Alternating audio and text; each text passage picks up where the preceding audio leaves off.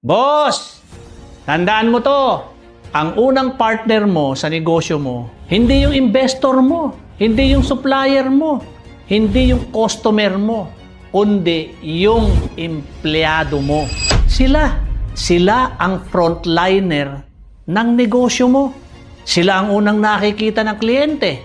Sila ang nagdadala ng pangalan mo araw-araw.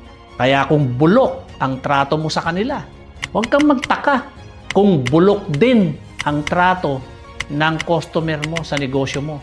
Hindi ka lalaki kung wala kang katuwang. Kahit gaano ka katalino, kahit gaano ka kayaman, kung wala kang tao na handang sumuporta sa'yo, di wala rin. Kaya ayusin mo yung relasyon mo sa mga empleyado mo. Huwag mong gawing alipin, huwag mong pahirapan. Bigyan mo ng respeto, tamang sahod at pagkilala. Kasi kung sila ay masaya, gagawin nila lahat para lumago yung negosyo mo. Tandaan mo na ang negosyo na walang maayos na empleyado, para yung barko na walang crew, lulubog. Pero ang boss na marunong mag-alaga at makisama sa tao, kahit simpleng bangka lang, makakarating yan ng ligtas at matagumpay.